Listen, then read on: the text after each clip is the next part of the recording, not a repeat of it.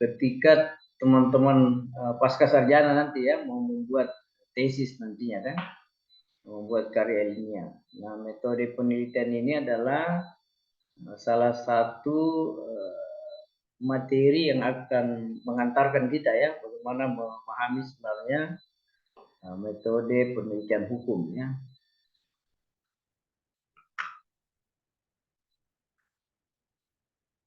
Nah, di materi kuliah metode penelitian hukum saya hanya menggambarkannya ada beberapa hal yang penting untuk kita pahami secara bersama dan kita akan diskusikan lagi. Yang pertama itu terkait dengan definisi penelitian ya. Saya pikir ini sangat mudah ya dipahami oleh teman-teman, nanti bisa melihat dan saya pikir referensi terkait dengan apa itu penelitian sangat banyak sekali ya yang sudah dibuat oleh para ahli ya dengan pendekatan-pendekatan yang berbeda. Kemudian tipe dan pendekatan penelitian hukum ya. Nah, ini mungkin apa ini yang agak berbeda mungkin dengan penelitian yang lain ya. Bagaimana pendekatan penelitian hukum itu, kemudian bagaimana menemukan permasalahan penelitian hukum ya. Karena banyak juga biasanya teman-teman itu melakukan penelitian tapi sebenarnya tidak berbasis pada masalah yang ada ya. Padahal gunanya kita meneliti adalah mau menemukan solusi atas masalah yang muncul ya, dengan memberikan pandangan-pandangan terkait dari sisi aspek hukumnya. Kemudian jenis penelitian hukum ya, yang sering kita tahu bahwa penelitian hukum itu ada yang yang normatif dan ada yang empiris ya, dan bahkan ada juga yang menggabungkan itu ya, menjadikan dia hybrid ya antara penelitian normatif kemudian penelitian secara empiris ya. Jadi ada juga yang menggabungkan ini. Nah, sederhananya begini ya, saya hanya menggambarkan merefresh kembali pikiran teman-teman pasca terkait dengan apa itu penelitian ya, meskipun sebenarnya referensi banyak ya yang bisa teman-teman gali lagi dan bahkan kembangkan ya. Nah, ini yang sederhana dari beberapa referensi yang coba saya susun secara sederhana, bahwa penelitian itu ya ini ya, yang di pertama ini adalah ya sering disebut dengan research ya atau research. Jadi di sini ada Pak Mahdi ya, bisa membantu nanti dalam menginggriskan ini karena beliau ini sangat fasih ya dengan bahasa Indonesia sangat Pak Dokter, siap. Bukan lagi fasih, ya. Jadi reh itu dari kata reh sama dengan kembali, to search berarti mencari ya, jadi menemukan kembali ya. Jadi kita melakukan penelitian itu dalam kerangka menemukan kembali ya sesuatu. Nah, kemudian ada juga ahli mengatakan bahwa penelitian itu sama dengan sebuah penyelidikan yang hati-hati dan kritis gitu ya. Jadi dia mengamati objek penelitian itu, misalnya kalau dia hukum maka dia sangat hati-hati sekali ya. Nah, kemudian dalam proses kehati-hatian itu kemudian ada pertanyaan kritis begitu ya. Pertanyaan kritis itu dia mempertanyakan hal-hal yang mungkin agak berbeda misalnya ya. Kalau ada hal yang dia temukan berbeda, kemudian dia coba mempertanyakan itu kenapa bisa seperti ini ya, apa misalnya terkait dengan sebab akibat misalnya kan, kalau ada akibat kemudian apa yang menyebabkan ini ya. Jadi setiap objek yang diteliti itu selalu dalam upaya untuk menemukan apa sebenarnya yang terjadi misalnya kan dari masalah-masalah hukum yang muncul. Misalnya sederhananya, misalnya kalau terjadi perkelahian, karena kita yang di Lurai kan sering terjadi perkelahian antara desa misalnya, antara kampung. Ya. Nah, pertanyaan kritisnya mungkin yang bisa muncul adalah kenapa peristiwa tindakan kriminal misalnya perkelahian itu bisa terjadi, apa yang menyebabkan, apakah karena faktor kultur misalnya, atau ada faktor-faktor lain. Nah, kemudian ada juga yang memahami bahwa metode penelitian hukum itu terkait dengan bagaimana kita memecahkan masalah ya. Jadi bagaimana ada satu cara atau metode yang digunakan untuk memecahkan masalah. Ya, atau orang biasa bilang sebut dengan problem solving ya. Jadi kita melakukan riset dalam kerangka menemukan solusinya ya dari masalah yang kita kaji. Kemudian pengertian penelitian juga itu adalah metode untuk menemukan kebenaran. Jadi kita meneliti dalam kerangka menemukan kebenaran ya. Jadi ujung-ujungnya itu ada kebenarannya, menghasilkan ilmu, tapi ilmu itu untuk kebenaran. Nah, pertanyaannya kemudian kalau kita ditanya apa itu kebenaran?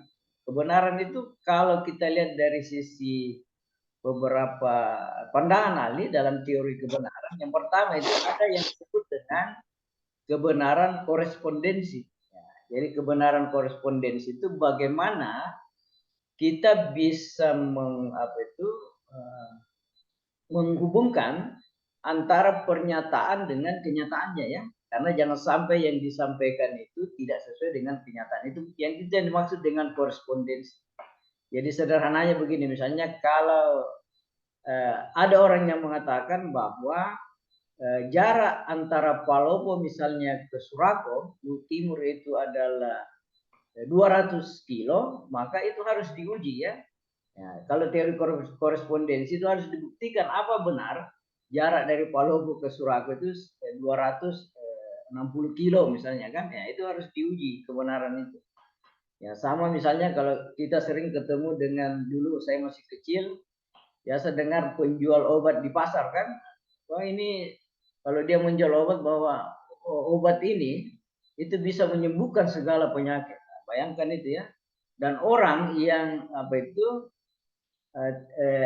tidak melakukan analisa, maka dia akan membeli obat itu karena dianggap bahwa satu obat ini bisa menyembuhkan segala macam penyakit. Nah, pertanyaannya kemudian apakah benar seperti itu ya? Nah, itu yang dimaksud dengan kebenaran korespondensi. Jadi kita berupaya untuk mengecek, nah, gitu kan, apakah pernyataan yang disampaikan itu sesuai dengan kenyataan. Kemudian ada juga teori selain korespondensi adalah ada teori koherensi ya, yang menghubungkan antara satu peristiwa dengan peristiwa yang lain, misalnya ya.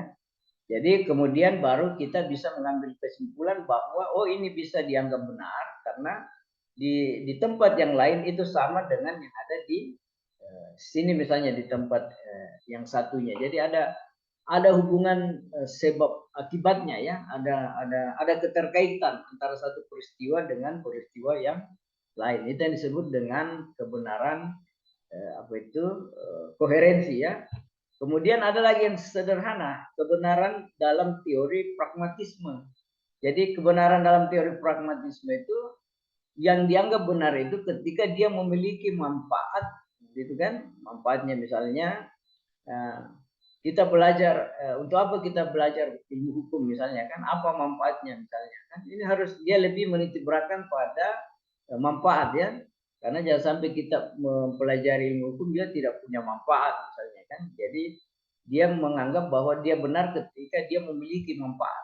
Nah, itulah maksudnya. Jadi metode penelitian ini untuk menemukan sebuah kebenaran. Nah, apa kata kebenaran bisa dicek lewat teori korespondensi atau koherensi, bisa juga dari teori pragmatis ya, secara pragmatis manfaatnya. Nah, kemudian, nah ini ya, dari beberapa referensi yang saya temukan, maka sebenarnya ada beberapa hal ya terkait dengan unsur-unsur penelitian itu, kira-kira ya.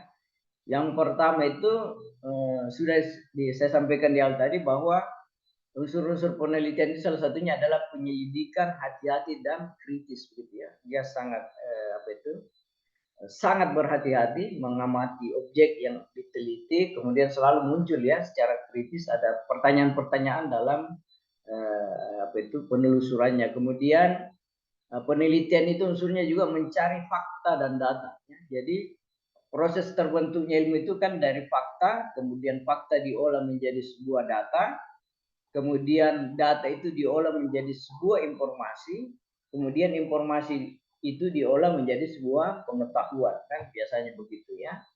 Jadi ketika kita melihat fakta-fakta, kemudian fakta-fakta itu coba kita rangkai, kita hubungkan, kemudian dia menjadi sebuah data ya.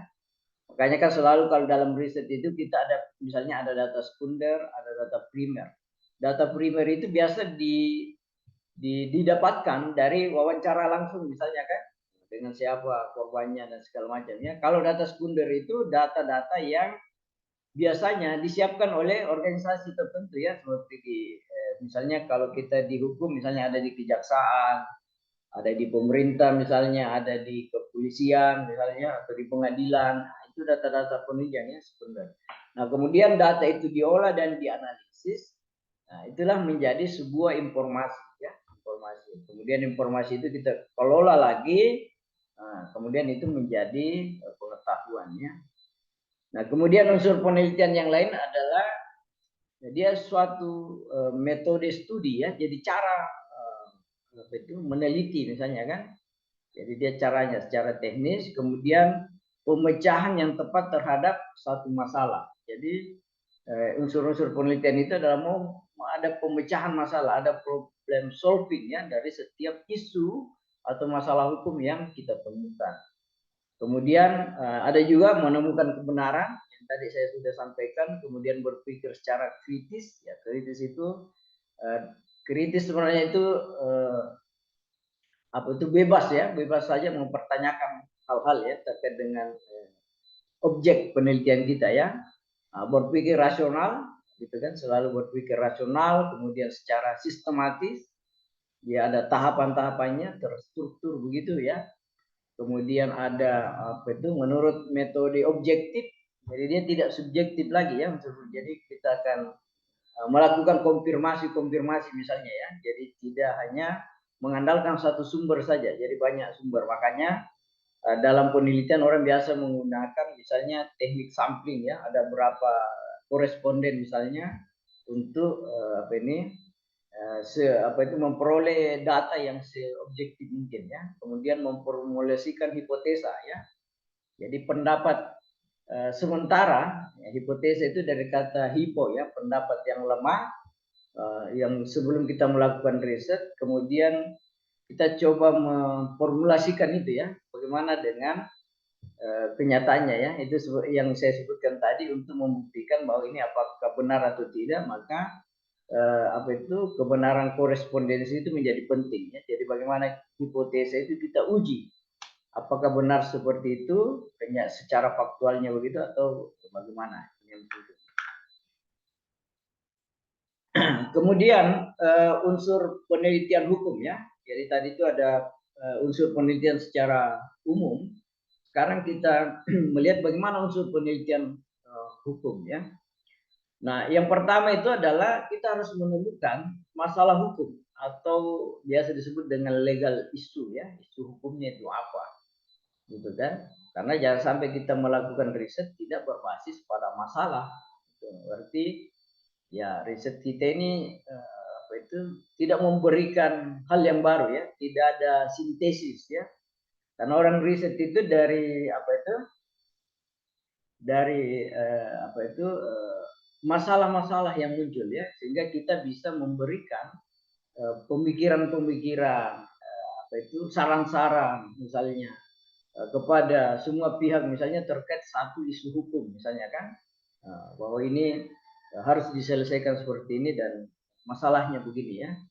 Kemudian yang kedua ada pengamatan atau penelitian atau survei atau observasi ya. Jadi ya jelas meneliti itu harus melakukan pengamatan ya, kajian. Nah, itu tadi tergantung jenis penelitian kita, apakah jenis penelitian hukum secara normatif ya. Jadi kalau kita meneliti hukum secara normatif maka lebih dititik beratkan pada kajian dokumen-dokumen hukum ya, undang-undang misalnya, dan pandangan-pandangan. Ya, jadi biasanya orang yang melakukan penelitian hukum normatif itu lebih kepada referensi ya, literatur ya, aturan-aturan misalnya, kemudian pandangan-pandangan ahli hukum itu yang kemudian dianalisis ya. Beda dengan penelitian hukum secara empiris ya, karena empiris berarti ya kita harus punya objek misalnya di mana lokasi penelitian kita ya, apa yang kita akan teliti di sana ya. Apakah di kejaksaan misalnya, apakah di Polres atau di masyarakat misalnya, atau di tempat yang lain ya. Jadi lokasi penelitiannya itu jelas ya, kalau dia secara ataukah kita menggabungkan antara penelitian normatif dengan empiris tadi ya, secara empirik, secara nyata kan. Ya, jadi ini yang mungkin akan karena banyak juga orang melakukan pilihan-pilihan itu ya, menggabungkan antara penelitian secara normatif dengan empirik. Jadi ada kajian pustakanya, regulasinya, kemudian melihat kenyataannya di masyarakat ya.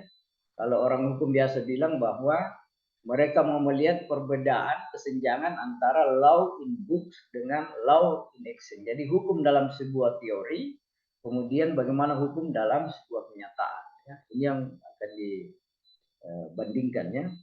Kemudian yang ketiga ya ini tadi ya, bahwa unsur penelitian hukum itu memang dibutuhkan juga ada data, fakta, ada sampel itu tadi ya. Jadi bagaimana kita bisa menghubungkan fakta-fakta tadi itu, kemudian fakta itu kita olah menjadi data, kemudian data itu kita olah menjadi informasi, kemudian itulah tadi yang diolah menjadi sebuah pengetahuan misalnya. Nah, itu bisa misalnya menghasilkan karya ilmiah, misalnya ada tesis yang sebagai kewajiban kita ya dalam menyusun karya ilmiah nanti. Kemudian ada teori, dalil hukum yang menjadi dasar. Jadi dalam menyusun penelitian hukum itu memang harus didasari pada teori-teori. Misalnya contoh sederhananya, misalnya ada teorinya siapa ya, yang paling sederhana saja, ada yang dari Italia itu, ada filosof yang mengatakan bahwa di mana ada hukum maka di mana ada masyarakat maka di situ ada hukum. Nah ini bisa menjadi salah satu basis teori kita ya. Apakah benar itu ya, bahwa di mana ada masyarakat maka di situ ada hukum. Nah, itu dan banyak lagi teori-teori yang lain ya yang bisa kita jadikan dasar sebagai dasar untuk melakukan riset ya, untuk penelitian, untuk menguatkan penelitian yang kita buat ya. Kemudian ada analisis atau kajian terhadap data ya. Jadi unsur penelitian hukum dia itu melakukan analisis dan kajian terhadap data. Ini data nanti yang akan coba kita analisis ya, kita kaji misalnya. Kemudian yang terakhir ada rekomendasi atau saran sebagai problem solving ya. Jadi yang terakhirnya itu tadi, bahwa dari riset yang kita lakukan itu akan menghasilkan sebuah rekomendasi ya. Ada gambaran-gambaran tentang objek yang kita kaji misalnya, kemudian apa saran-saran kita terhadap pemerintah misalnya, terhadap masyarakat, terhadap dunia pendidikan, terhadap penegak hukum, seperti apa dari legal isu yang kita temukan tadi, masalah-masalah yang kita.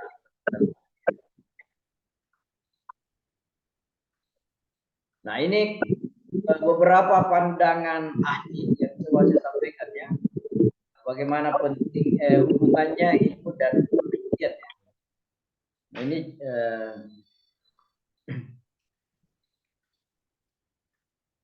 sangat jelas sekali ya menurut Almak bahwa hubungan ilmu dan penelitian itu seperti hasil dan proses ya. Jadi prosesnya itu penelitian, kemudian itu hasilnya adalah ilmu. Jadi penelitian yang dilakukan itu menghasilkan ilmu. Ini pandangan sangat sederhana ya yang disampaikan oleh Almak. Kemudian ada juga pandangannya Whitney ya, Ya. Jadi Whitney melihat bahwa ilmu dan penelitian itu sama-sama proses. Jadi kalau Almak tadi berbeda ya, jadi dia ini penelitian dengan ilmu itu adalah sama-sama proses. Nah, hasil dari proses itu adalah kebenaran. Jadi dia kalau di Almak tadi itu hanya sampai pada menghasilkan ilmu ya. Jadi penelitian itu kemudian dia menghasilkan ilmu. Kalau menurut Whitney justru penelitian dan ilmu itu sama-sama sebuah proses. Nah, hasilnya itu adalah kebenaran. Jadi kita meneliti bukan ujung-ujungnya bukan hanya ilmu, tetapi kita menemukan sebuah kebenaran. Nah, itu pandangan-pandangannya ya. Jadi Almak menganggap bahwa penelitian itu hanya menghasilkan ilmu. Kalau Whitney itu lebih jauh lagi ya. Jadi penelitian dan ilmu itu adalah prosesnya, kemudian hasilnya itu adalah kebenaran. Nah, saya pikir itu yang saya bisa sampaikan dalam diskusi kita hari ini, dalam kuliah kita hari ini, dan silakan jika ada pandangan-pandangan, ada teman-teman, ada pengalaman-pengalaman yang sudah kita pernah lakukan misalnya terkait dengan riset ya atau penelitian. Karena kita sudah sepakat bahwa kita ini sistem pembelajaran orang dewasa ya, jadi kita saling berbagi. Silahkan jika ada hal-hal yang ingin disampaikan, diutarakan, saya persilahkan kepada teman-teman semua. Tidak usah sungkan-sungkan ya, santai-santai saja ya. Oh ini ada Pak Indra Jaya, saya ada raise hand ini Pak Indra. Iya. Silakan Pak Indra, siap. Terima kasih Pak. Iya, sama-sama. Langsung saya Pak Indra. Fitul Matarana.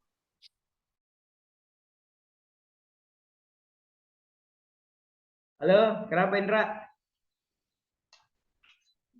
Dimatikan saya videonya kalau berat, Pak Indra. Sekalian. Siap. Iya. Baik. Ya.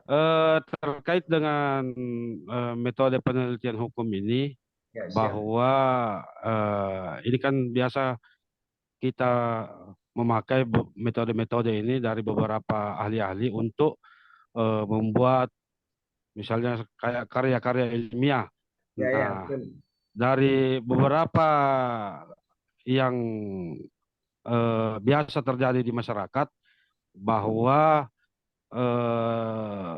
dengan misalnya metode empiris atau pendekatan empiris ini kadang itu dari narasumber itu kadang banyak yang menganggap bahwa itulah menuju suatu kebenaran dari karya ilmiah itu. Padahal ya kita lihat banyak kejadian dari beberapa yang melakukan riset-riset atau kajian-kajian atau sebuah penulisan karya ilmiah itu yang malah menjadi kontradiktif di masyarakat.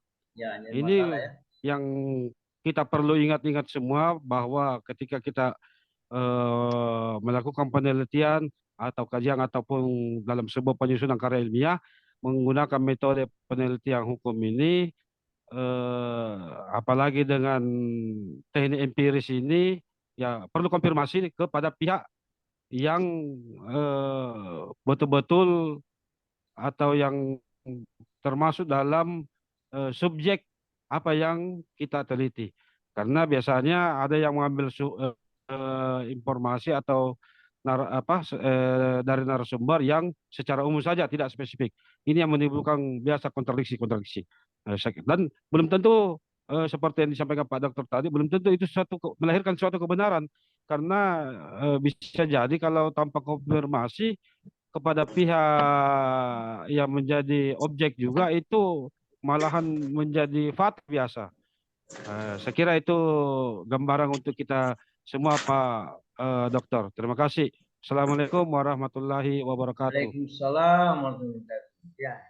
Terima kasih Pak Indra. Saya pikir ini hal yang menarik ya, mengingatkan kita bahwa memang banyak sekali ya kalau kita lihat berita-berita di TV dan segala macam ya, bahwa ada beberapa hasil-hasil riset yang menurut Pak Indra tadi secara empiris membuktikan kebenaran, tapi justru bias ya, akhirnya menimbulkan masalah ya. Jadi riset ini justru menimbulkan masalah. Nah, itulah sebenarnya bahwa riset itu harus punya standar-standar ya, ada etika-etika ya. Misalnya kadang kalau ada informasi itu ya, kalau narasumbernya minta dirahasiakan namanya, kalau perlu itu dirahasiakan ya. Mungkin biasa orang menulis dalam bentuk inisial saja atau seperti apa ya, karena ini juga bisa menimbulkan hanya bermasalah ke penelitinya, sumbernya juga itu bisa bersoal misalnya kan, ketika ada yang keberatan ya. Ini biasa yang harus kita, termasuk ketika kita menulis ya, harus ada standar-standar yang menurut kita itu tidak memberikan dampak ya, bukan hanya ya, bisa menjadi dampak hukum ya kalau kita digugat orang dengan tulisan kita ya. Nah, ini bisa berisiko. Nah, sebagai orang hukum, nah, calon magister hukum harus bisa memaknai itu ya. Bagaimana betul-betul kita melakukan riset ini menjadi sebuah solusi ya, bukan menjadi masalah baru ya. Karena ya disampaikan Pak Indra tadi itu tadi banyak ada riset-riset, misalnya kemarin kasus di daerah Sulawesi Tenggara misalnya kan, ada riset begitu. Kemudian pernah juga kalau saya tidak salah di Raya ini ada peneliti yang menulis tentang itu masyarakat ada Torongkong misalnya kan, ada sedikit bahasa-bahasa kalimat yang buat masyarakat tersinggung, akhirnya ini menjadi persoalan kan, menjadi masalah. Padahal sejatinya riset itu menjadi sebuah alternatif solusi ya, jadi dari masalah yang muncul. Jadi kita memang harus sangat, makanya tadi dikatakan bahwa riset itu harus dilaksanakan secara hati-hati dan kritis gitu ya, mempertanyakan itu. Dan benar disampaikan Pak Indra tadi bahwa memang perlu harus banyak mengkonfirmasi ya data itu. Jadi jangan sampai ini sudah dipublish, kemudian ini menjadi konsumsi publik, nah itu menjadi beresiko ya, dan punya dampak lain ya, bukan menjadi solusi bahkan menjadi masalah. Nah, itulah tadi bahwa unsur-unsur penelitian itu salah satunya adalah kita harus hati-hati ya melihat itu. Apakah kalau kita mengangkat menulis ini tidak menjadi masalah baru kan yang muncul, yang harus dipahami. Ya bukan hanya peneliti, sama dengan media juga begitu kan. Kalau orang menulis di media ya harus mencermati baik-baik ya, karena apa yang kita tulis itu kalau menjadi konsumsi publik itu akan menjadi ya bisa menjadi bahan gugatannya orang kan, dianggap kita macam-macam lah begitu ya. Nah, ini makanya harus selalu ya. Dan terima kasih Pak Indra, saya pikir ini adalah ini salah satu pemikiran yang mengingatkan kita ya, bahwa jangan sampai kita mau menemukan kebenaran sementara kita menimbulkan masalah baru ya, dan ini bisa jauh dari substansi penelitian kita ya, yang sebenarnya mau memberikan solusi tapi menjadi masalah. Ya menarik. Silakan yang lain jika ada. Terima kasih Pak Indra. Silakan kalau ada, masih ada pandangan lain yang mau dibagi. Pak Madi mungkin ada hal yang mau disampaikan atau siapa? Iya, siap Pak Dokter. Ya, silakan Pak Madi.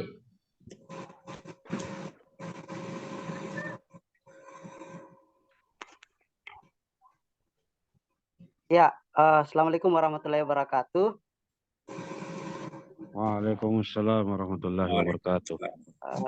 Terima kasih Pak Dokter kita dan semua Bapak Ibu sekalian, teman-teman sekalian, teman sekelas yang sangat luar biasa sampai siang ini masih semangat untuk belajar. Iya, kita tahu bahwa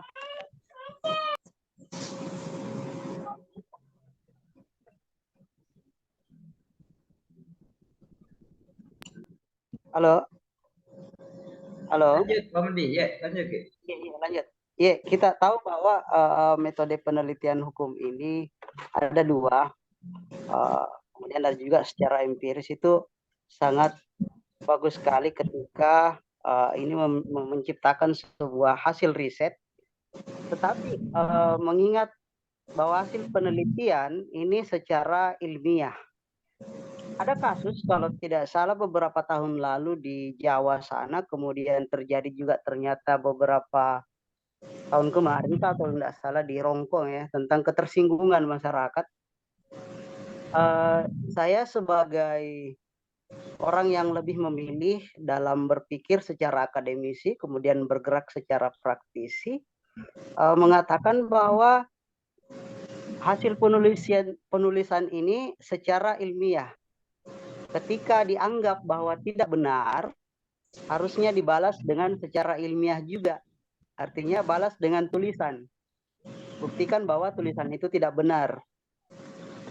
Tetapi gejolak apa yang terjadi di masyarakat yang saya pikir apakah ini memang asas kultur yang ada, itu lebih kepada simultaneous kekerasan yang langsung menjelekkan hasil penelitian seseorang.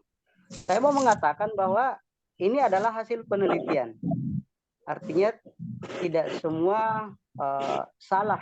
Walaupun terkadang hasil penelitian itu memburukkan satu oknum atau mungkin satu kelompok masyarakat, tetapi simultanis kita yang penting adalah bagaimana memberikan respon secara ilmiah juga, bukan dengan kekerasan. Kira-kira seperti itu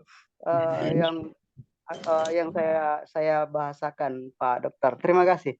Ya, ya ini menarik juga ya yang disampaikan Pak Ahmadi, dan saya pikir ini bisa menjadi bahan pemikiran kita ya, bahwa memang itu tadi ya, niat kita mau mengungkapkan fakta ya yang sesungguhnya, meskipun mungkin fakta itu tidak bisa diterima oleh orang lain misalnya kan. Ya kadang juga ada pemikiran seperti itu Pak Madi ya, bahwa ya sebaiknya itu karya ilmiah itu harus juga dijawab dengan sebuah karya ilmiah ya, karena ini adalah hasil riset ya. Nah, tetapi itu tadi bahwa kita akan memikirkan dampak yang lebih luas dari itu kan, karena ini misalnya yang kasus kemarin itu ya, bahwa ya orang merasa bahwa jangan sampai ini menjadi konsumsi generasi mereka kan, dan ini apa itu menurut mereka ini adalah memiliki dampak negatif terhadap satu komunitas misalnya kan, seperti itu. Nah, ini memang menjadi tantangan kita ya, bagaimana kita melakukan riset untuk menemukan sebuah kebenaran, tetapi itu tadi bisa menjadi solusi atas permasalahan yang muncul ya, karena itu tadi kita akan berpikir dampaknya ke depan ya, jangan sampai ini justru membuat kegaduhan misalnya kan ada. Dan ini juga sudah terjadi kemarin Pak Madia di Sulawesi Tenggara ya, ketika ada salah satu suku misalnya tertentu kemudian menulis bahwa suku ini seperti ini, dan itu muncul ada reaksi kan, ada reaksi yang ya meskipun ya menurut kacamata kita sebagai seorang akademisi kan harusnya riset itu dibalas dengan riset juga kan, penelitian. Tapi itu tadi bahwa ada situasi yang tidak apa itu, yang tidak sejalan misalnya kan dengan pikiran itu, dan cara meresponnya itu tidak secara akademik misalnya kan, harusnya ada riset-riset itu. Nah, itulah kenyataan kita di masyarakat kita ya. Nah, sehingga mungkin ya ini yang menjadi bahan pemikiran kita ya, bagaimana kita menghasilkan riset yang berkualitas, kebenarannya juga bisa dianut, tetapi tidak memiliki dampak yang apa itu negatif misalnya. Jadi ini menurut saya ini adalah menjadi tantangan apa ini calon peneliti kan ya, untuk melakukan riset-riset ya, bagaimana juga tidak menimbulkan masalah baru. Karena tujuan akhir kita adalah bagaimana riset kita menjadi solusi atas masalah itu. Nah, ini mungkin yang harus sama-sama menjadi pemikiran kita. Meskipun mungkin Pak Madi bilang ya ini kan hasil riset saya kan misalnya, dan ini bisa diuji kebenarannya kan dari sumber-sumber yang saya dapatkan misalnya, informasi-informasi itu. Nah, itu memang apa itu menarik sebenarnya Pak Ahmadi ya, untuk kita selalu diskusikan itu bagaimana menghadapi dinamika dari hasil-hasil riset yang mungkin dia apa itu kontradiksi kan, kontroversial begitu ya. Nah, ini mungkin yang harus dianu, dan saya pikir juga memang secara hukum negara harus bisa memberikan upaya-upaya perlindungan ya terhadap para periset misalnya kan, mungkin dari tekanan-tekanan atau seperti apa ya, mungkin yang harus dipikirkan oleh pemerintah kita ke depan ya terkait itu. Mungkin saya pikir begitu Pak Madi ya. Mungkin yang lain ada hal yang mau disampaikan terkait metode penelitian. Silakan sambil minum kopi kalau ada kopinya kan, supaya tidak mengantri. Pikir ini menarik ya. Silakan teman-teman yang lain, kalau ada pandangan tak, pikiran-pikiran tak.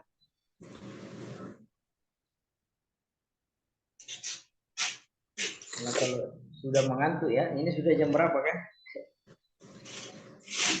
Jam 2 lewat. Memang ini jam-jam yang sangat kritis ya. Harusnya mata kuliah ini ya pagi cocoknya di Pak Madi atau sore. Jadi saya pikir ini menarik sekali ya yang kita diskusikan dari Pak Indra kemudian Pak Madi tadi, bahwa memang ada hal-hal yang perlu kita pikirkan ya secara bersama. Masih ada yang lain? Boleh ditambahkan Pak Dokter? Silakan Pak Indra, tidak apa-apa. Ya, terima kasih. Ya. Jadi apa yang disampaikan Pak Ahmadi, saya kira memang idealnya seperti itu. Ketika ada suatu riset, ada penelitian dan hasilnya, misalnya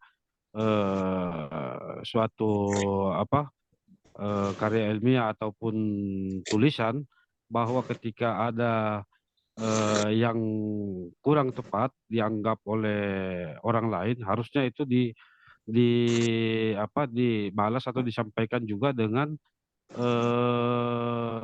cara penulisan juga atau tulisan juga.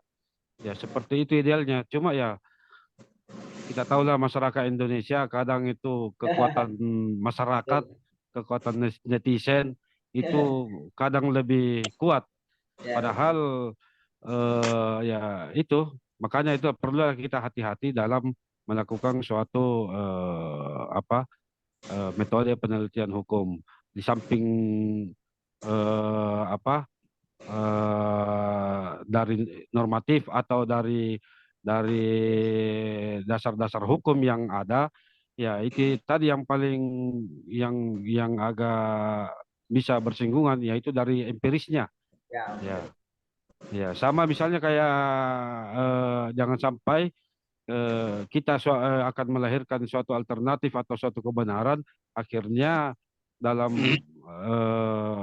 mencapai tujuan dari metode penelitian hukum ini berakibat juga kepada hukum, baik itu hukum adat ataupun hukum-hukum positif yang berlaku di Indonesia.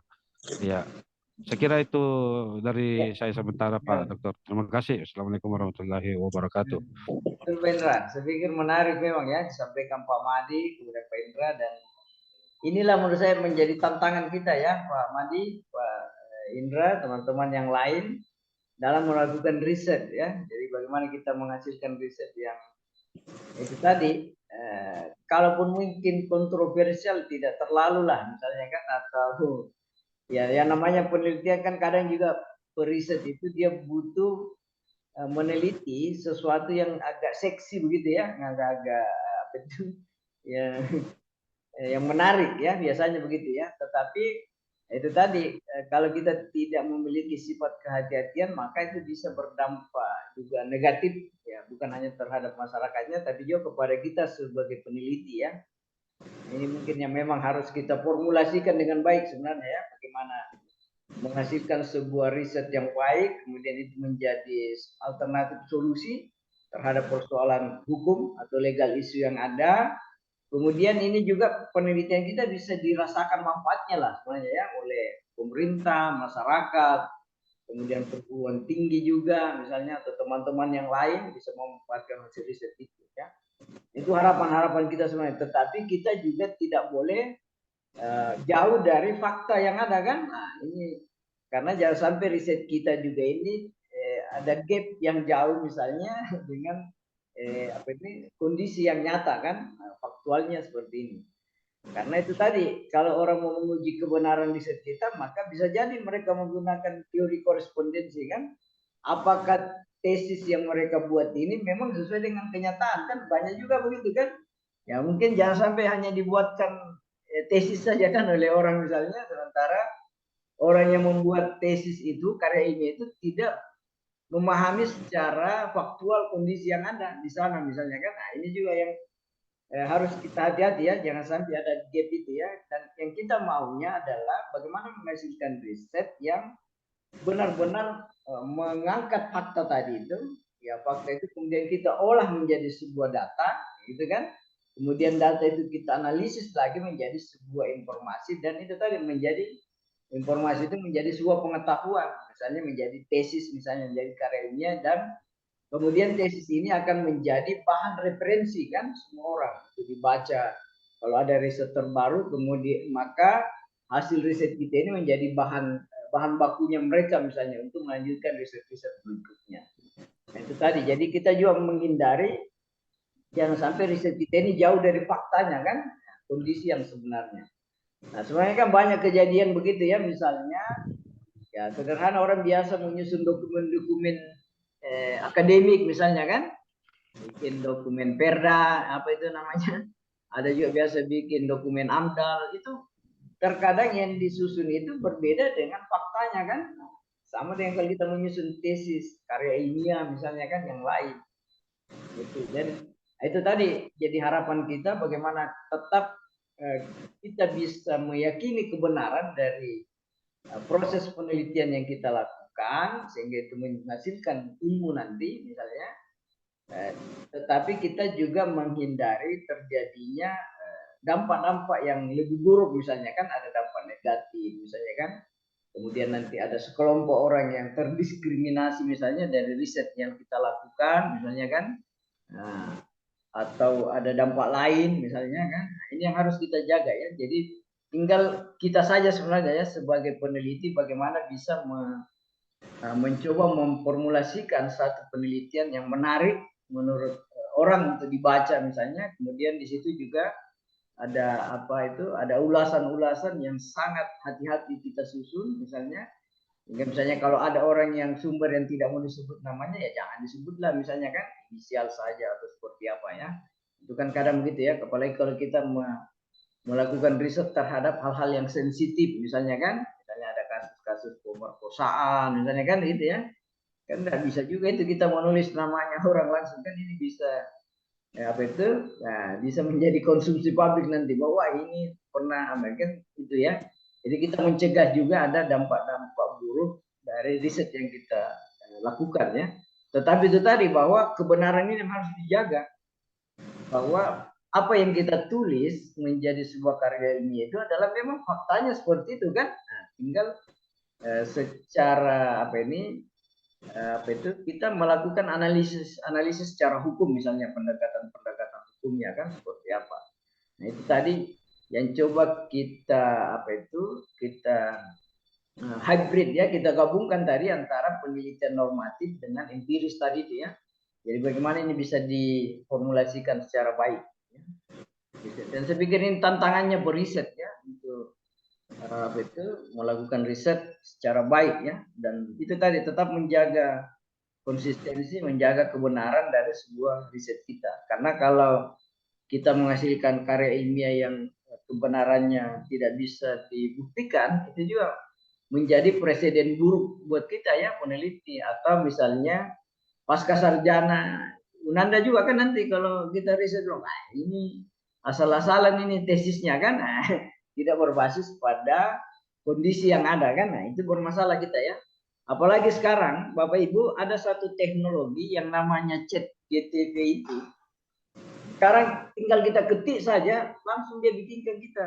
Bisa jadi tesis, disertasi, skripsi. Ada sekarang teknologi kok canggih. Jadi kita tanya, tolong buatkan saya misalnya tesis sekian halaman. Langsung muncul itu judulnya ini. Canggih sekarang ya. Itu Itu. Nah, pertanyaannya kemudian, apakah tesis yang diproduk lewat teknologi ini memang berbasis pada fakta kan? Nah, ini yang harus kita kita cek dengan baik ya. Artinya memang teknologi itu sangat membantu mungkin untuk memudahkan kita membangun kerangka konsepnya saja ya, kerangka konsepnya. Saya pikir itu bisa juga. Tetapi data-data informasi tadi ini yang itu tadi yang harus kita periksa baik-baik ya. Bagaimana sampel-sampel data-data yang kita olah, misalnya fakta-fakta yang kita temukan. Itu tadi yang sampai kita jauh dari kebenaran tadi itu ya. Karena kita memerlukan riset, menemukan ilmu, kemudian itu ilmu untuk kebenaran ya. Kebenaran itu harus bisa diuji ya. Saya pikir begitu ya. Dan menarik sekali kita ya diskusi kita hari ini, dan banyak sekali ada masukan-masukan. Saya pikir ini sangat bermanfaat untuk kita, dan tolong proses ini harus tetap dijaga ya, sistem pendidikan orang dewasa ini Pak Madi ya. Teman-teman yang lain silakan memberikan pandangan. Dan untuk pertemuan ke depan nanti mungkin sebelum kita mulai nanti ada yang mereview ya, apa saja di antara kita yang bisa mereview misalnya apa yang kita sudah pelajari pertemuan pertama ini, kemudian di pertemuan kedua nanti kita coba review supaya ini menyegarkan pikiran kita ya, apakah yang kita diskusikan hari ini itu bisa ditangkap dengan baik misalnya oleh kita, sehingga ini bisa menjadi refleksi sebenarnya ya, refleksi pemikiran kita. Karena kita sudah sepakat bahwa sebenarnya kita ini kuliah bukan mau menghafal ya. Dan saya pikir teman-teman ini punya masing-masing referensi, bahan bacaan, dan tinggal kita diskusikan saja seperti apa. Kalau terkait buku-buku metode penelitian hukum, saya pikir sudah banyak sekali ya, bisa dicek saja. Saya pikir di Google banyak sekali karya-karya itu, penelitian hukum normatif, empiris, banyak sekali. Silakan teman-teman dicek, dan semua proses kita ini saya rekam semua ya, dan nanti kalau ada yang kompres nanti bisa dikompres, kemudian itu bisa dibagikan ya, sehingga ini bisa kita selalu dengar ya, kita selalu ingat-ingat apa yang kita sudah diskusikan secara bersama. Saya pikir kalau tidak ada lagi ya, karena ini sedikit Pak Dokter ya, dan saya pikir teman-teman punya banyak aktivitas. Masih ada Pak Madi atau sudah cukup ya? Terakhir. Oh ya, silakan Pak Madi, lanjut. Terima kasih. Tentang penelitian ada yang saya tadi lupa menambahkan bahwa perbedaan negara kita dengan negara-negara maju dalam hal penelitian, memang mereka memfokuskan untuk based on the policy. Jadi banyak kebijakan-kebijakan dari pemerintah itu sebaiknya berbasis hasil penelitian. Sebagai contoh bahwa pajak sekarang yang sekian persen itu sebenarnya hasil riset, bukan tentang sekian persennya, tetapi tentang transparansi dan kenapa harus sekian persen. Mengapa sampai sekarang masyarakat malas bayar pajak dan sebagainya, itu salah satu indikator ternyata karena mereka tidak tahu standarisasi. Kesadaran dalam membayar pajak di negara kita yang saya perhatikan dengan negara-negara Eropa itu jauh lebih besar. Kenapa? Karena mereka tahu uangnya kemana. Itu hasil dari penelitian juga. Jadi bukan tentang besaran pajaknya, tetapi peruntukan. Tracing di sini tentang metodologi penelitian yang saya maksud adalah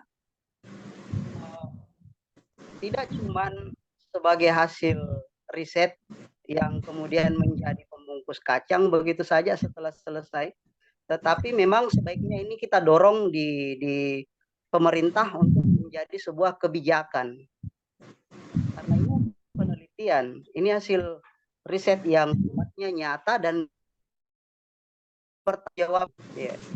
Kenapa sampai saat ini saya memperhatikan semenjak adanya penelitian-penelitian di negara kita yang baik yang dilakukan sama peneliti lokal maupun dari luar, saya melihat bahwa banyak kebijakan-kebijakan yang diterapkan di negara kita itu tidak berbasis hasil penelitian. Cuman mungkin bagi-bagi hasil, sekian persen tawanya ini, sekian persen tawanya. Ya, kebijakan itu diterapkan dengan mudahnya.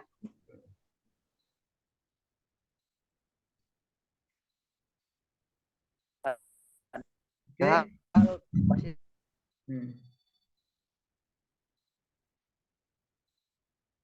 Ya. Delay jaringannya Pak Madi ya. Halo. Halo.